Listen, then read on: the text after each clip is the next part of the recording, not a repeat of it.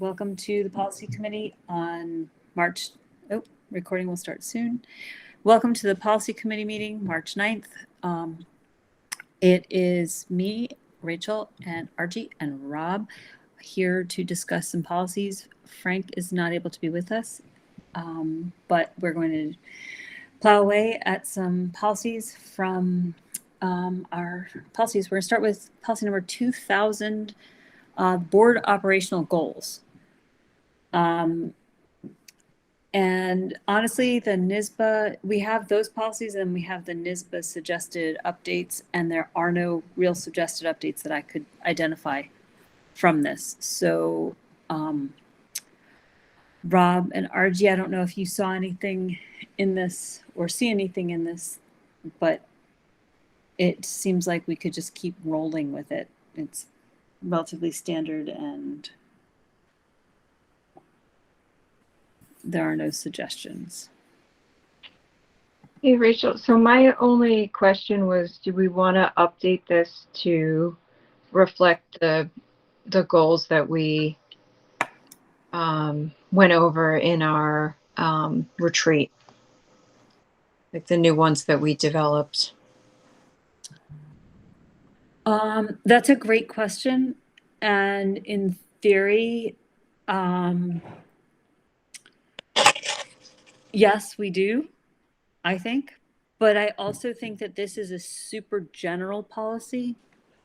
So given that it is from just about 20 years ago and NISBA's recommendation is exactly the same, if there's anywhere you think we should update it, I'm game, but I looked at it and it just seems so overarchingly general that I didn't see anything.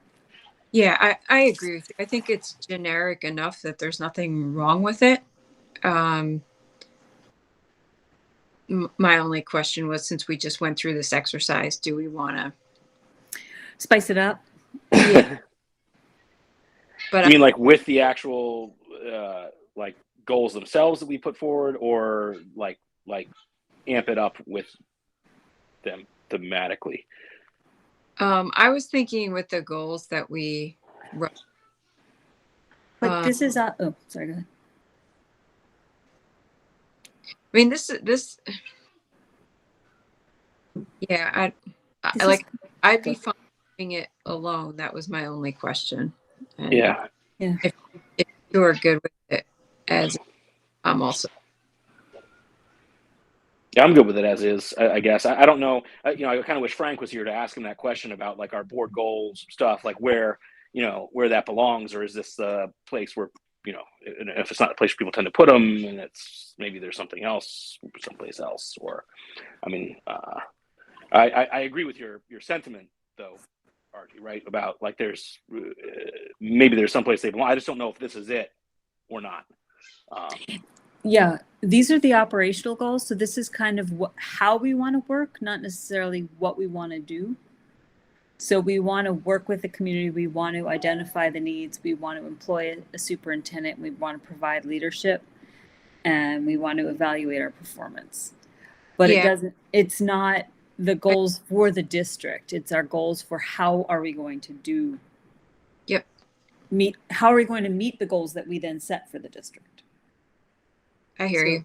So if we did change it though, RG, I think that it's something that we would have to make sure gets put into a list of things that gets changed every time those strategic planning work board retreats identify new things. So I look at this and think of this is the manual for how we want the board to run. So, but one thing we could do is look for a place where our a place for the board goals that we've identified. Okay. So we're good at leaving this be? Yeah, I'm good. I think we have the new goals up on the website. And yeah, I'm good as well. All right.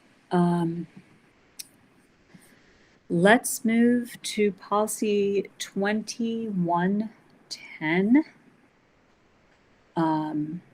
Which really is a major omission of the middle. It's like the sandwich. And if Robert R, do you have any thoughts?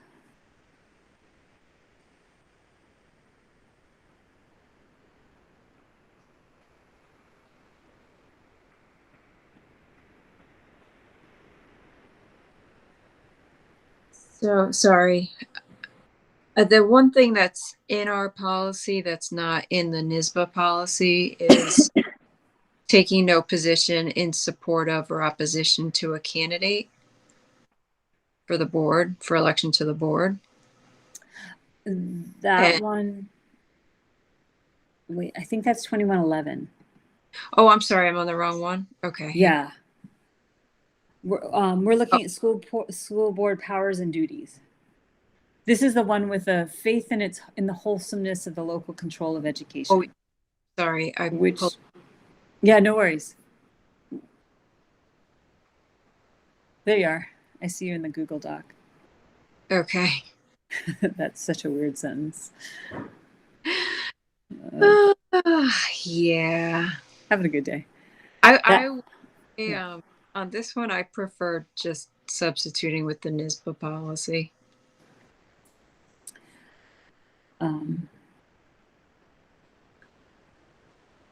Rob, any thoughts? I am still pulling it up, which is why you No probably worries. don't see me in the Google Doc. So I'm trying to find it. Like I said, I joined on my phone and I'm sitting at my laptop. So Yep. I've got multiple screens going and it's still not enough screens, which is scary.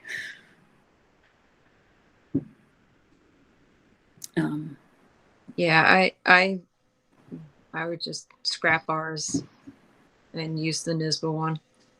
Yeah. It's a more streamlined way of just saying, Yep. We follow the law. Yep, exactly. That's all. And I feel like there's mushy stuff in the middle that is more suitable for a strategic plan. Yeah. Yep. And I'm sorry, which one is this? Is this 2110 or 2000? Yeah, 2110. We're 2110. going numerically. Yep. Okay. That's all my brain can accomplish. Yeah. I mean, let's see. I see you there. Yeah. I mean, it seems pretty straightforward, so I'm good. All right. Well, then I will pass this along that we can recommend adopting the revisions at the April meeting. I'm good with And then Frank can adopt the NISBA version, and if Frank agrees with that, then we'll just go for that. And if there's any questions that he raises that we didn't see, we can discuss that at our own April meeting, or if there's an email conversation that needs to be had for some reason, we could possibly do that if that's appropriate. All right. 2111, RG. I liked the line that you had as well. I thought that was a good line. Yeah, sorry. So yeah, on that one, that's the big difference between the two. And I would be comfortable with our policy keeping it in. I don't know how others feel, but yeah, I think it's a good statement to have in there just to Yeah, like a statement of neutrality, right? Yeah. It's yeah. avoid any potential conflict. Just more. So, yep. This, can you guys see the? Yep. Rob, you were right there. Yep, I was. So that we would leave in. Yep. And, but otherwise make everything else.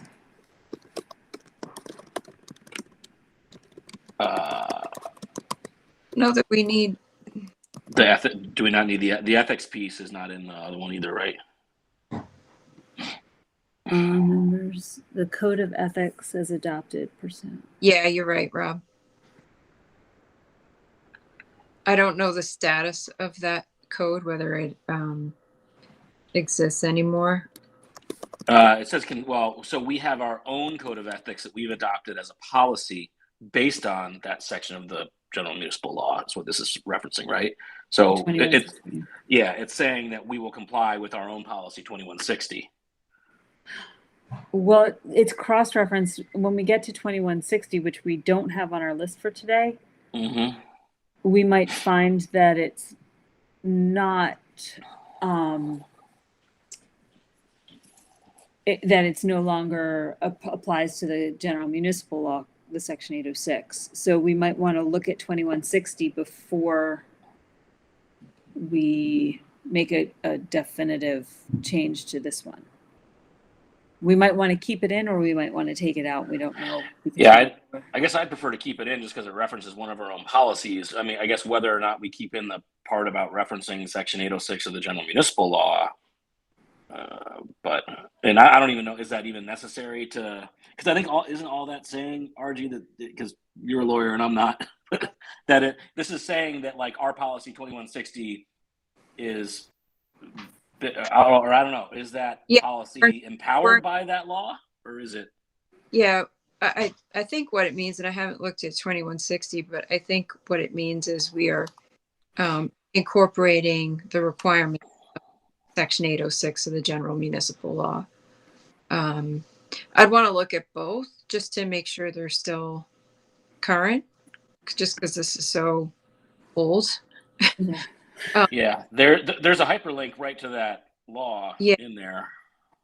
Yeah, let me do that. But it says it's current as of January 1st, 2021, or that's probably just referencing fine law being current though. Yeah. But,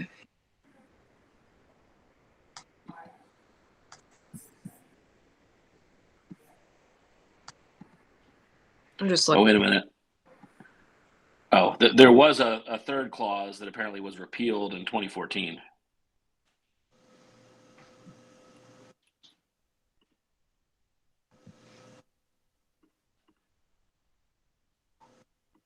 Yeah, so hang on. I think as much as RG, you are a lawyer, we need to be careful to not rely on you too much at this. Yeah, no, just we can all discuss this, but it definitely not for the district. I know you're not. I know you're not going there, but I'm just saying, like, just remembering, Rachel, don't go there. No, my concern is, it's not in the NISBA policy. So is there a reason why they took it out? I assume in the NISBA policy. But 806 basically says that the governing body of each, school district shall adopt a code of ethics, right? And then there's general language on what the code of ethics has to provide for in terms of, conflicts of interest, etc. So I think we've already done that since we have a code of ethics. Mm-hmm. And the third clause is no longer in the current version of the statute. And I didn't find like an old one to even figure out what that says. But anyway, it seems to me like we could keep it in and there's no harm, no foul. So Rachel, we may want to look at 2160 again just to make sure. Yeah, we should probably add that for a next up, right? But yeah. But I'm fine leaving it in. It makes sense too.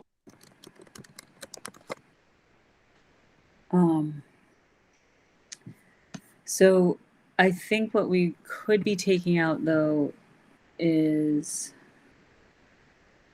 some of the language at the top. No member of the board, like this could come out.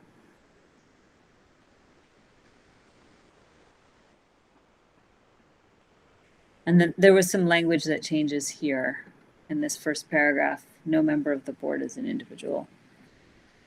All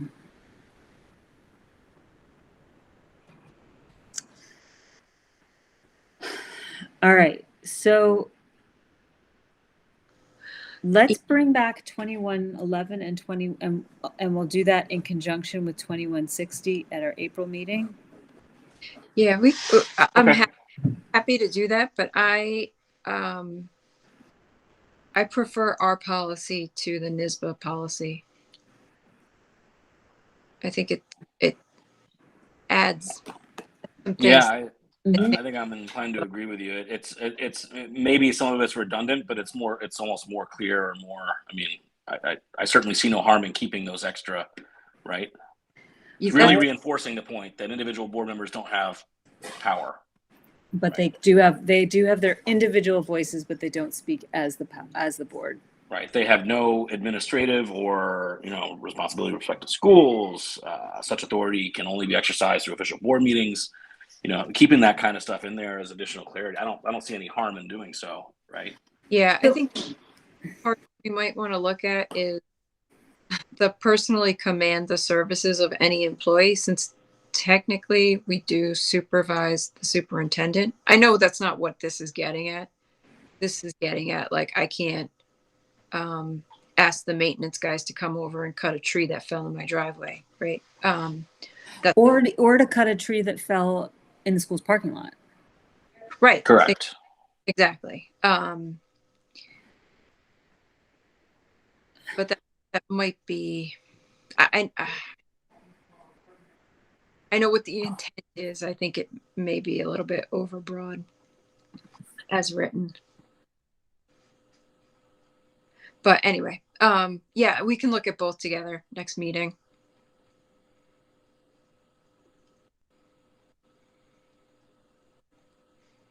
Okay. I think we'll plan to do that.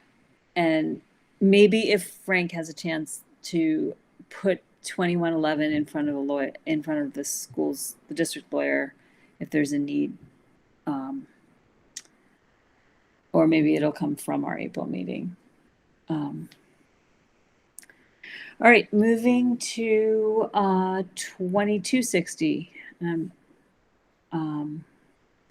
Just as a note, 2160 is kind of like our handbook. It's a lot of different little policies. So the 2260 is kind of interesting because we do have right now the formation. There's been some formation of committees, it seems, or there's been some. Frank's been really good about bringing people in to work on like the district advisory committee. The strategic planning is using some committee work. So this is just kind of a timely one, maybe, or so.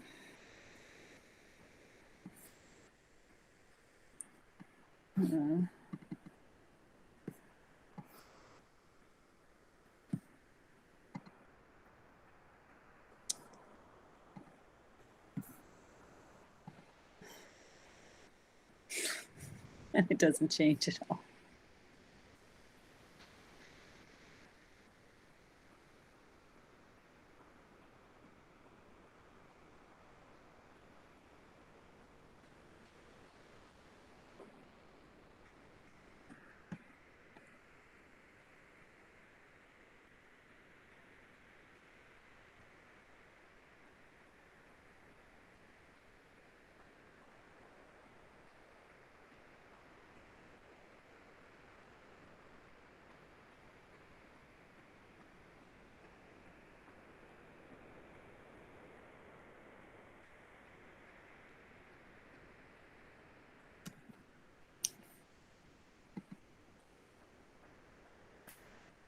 I can't hear you, RG. Sorry. I just talked for like a minute and a half on mute. It was all perfectly formulated. It was brilliant. But in any event, I was saying that the types of committees that, or the types of committees where Frank has invited, parents or other community members to participate, all, in my opinion, pertain to important matters. But I think the purpose of this policy is to address important matters that are before the board, which may have special significance community. So not just curriculum related or even COVID protocols related, but something even bigger than that, that's before the board. And I don't want to say bigger than that, but where we could say it's of significance to the community more broadly, not necessarily just the school community. But see, So I wonder. Oh, go ahead, Rob. Sorry. Oh, sorry. I was going to say, I think one difference here, though, between some of the existing advisory committees or things we may have seen and what this is there's a difference between board advisory committees, right? So these would be board formed advisory committees pertaining to the board's work, which was some of which you just referenced, RG, but not, like the stuff that, Frank or the administration anytime can form, an advisory committee that includes parents. And it's not necessarily covered under this policy, right? Like this policy, I think, is for board advisory committees. Is that right? And Yeah. it's a slightly different thing. We haven't done it here in a long time. Apparently, we had talked about it in a retreat a few years back about how we used to do sort of citizen advisory committees. We had one for something years and years ago. It sounded like, but I haven't done it in a long time. So. But we do have the district advisory committee, and that's the one that I think is most. But that's not a board committee. It's not a board committee, but I wonder where we have the information about how we formulate. We've had a conversation about this before, about where we formulate how we formulate committees, and how we are selecting people to be on them. And I just think that this kind of falls into that. I don't see any changes from the NISBA version to our 19-year-old version. But at the same time, how do we define what's a board committee versus, obviously, if we didn't create it, it's not our. Board committee is created, right? It's sort of like, look, we have board committees right now, right? Like the one that we're on. And then there's also committees like the safety, right? Yeah. Right. But what's a board advisory committee? Is that the safety committee a board one, or is that? No, it is not. That is, nope. Right. And so which ones are the board advisory committees or the citizens advisory committees that this policy refers to versus which are the ones that I think ultimately that definition is going to be if the board creates a committee, it's a board committee, right? Right. And so that's just through a resolution. It's a curious little issue. Now there's a different topic of conversation, which, broader than the three of us, which is around, should we be doing this more? How do we do more of this if we want to? And what are appropriate uses of it, which, I think is a good conversation, but probably not a policy-based one. But, right. This is like a board retreat question is we have this ability to do this. Are there places where we want to do this, and how would we do it, and so on? Yeah. I mean, for example, the big project that was presented the other night around the elementary school, and, maybe it would make sense in the future to have a citizen advisory committee around, especially when it comes to changing the historic facade of the building. I don't know. That's just, I'm making that up as I go along, but like that's, and changing the use around it and so on. So I think Frank, each building has a committee.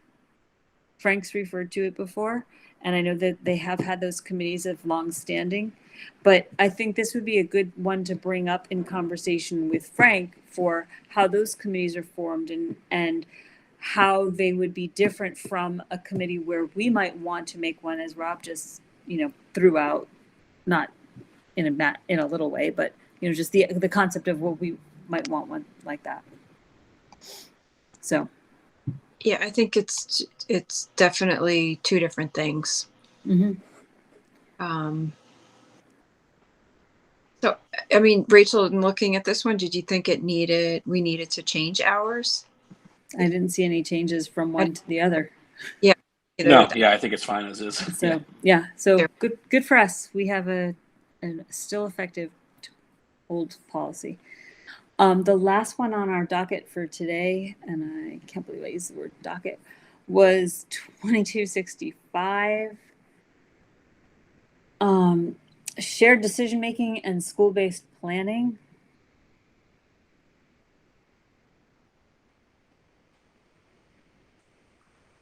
And NISBA policy for that. Why is that one there? We're not going to touch just the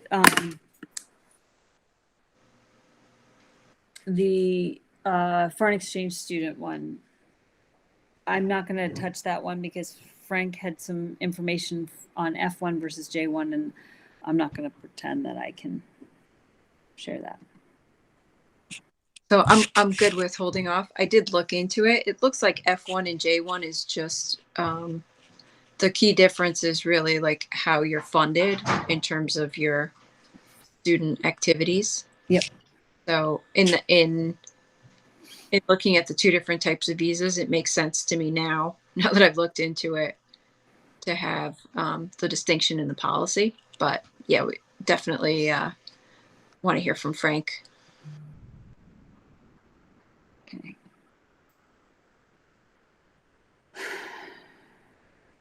All right.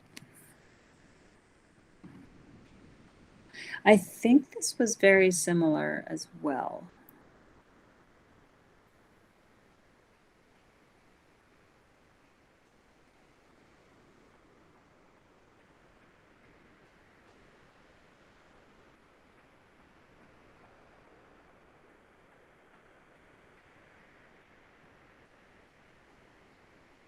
Oh, this was the one that every 2 years we need to review the plan.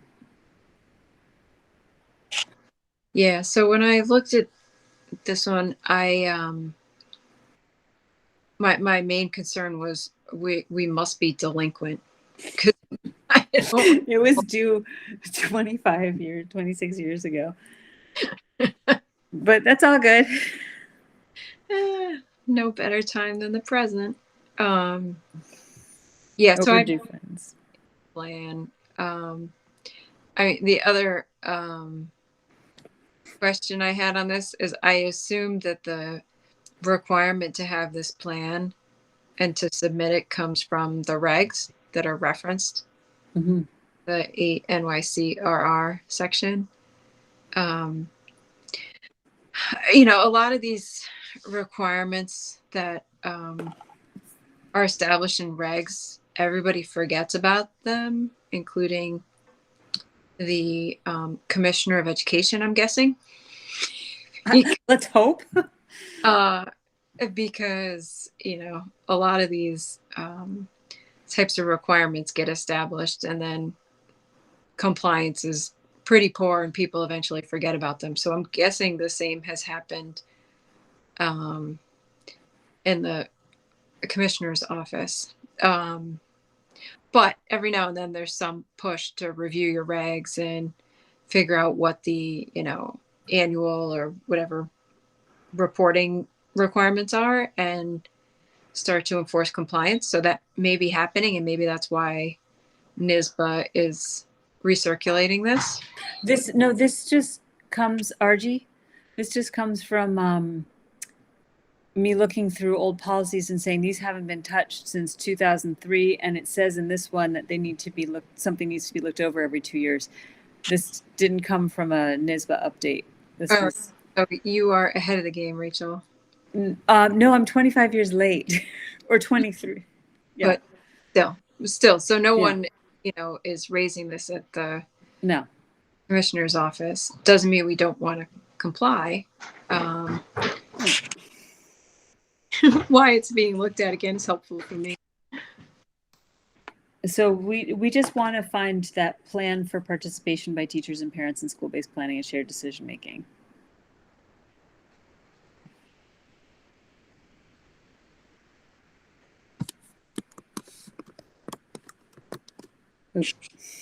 I think as written, I don't have any concerns with it. Okay. It's more the compliance aspects. Mm-hmm. And given the history, I guarantee you, if we were to submit our plan to the state, they would be like, what is this? All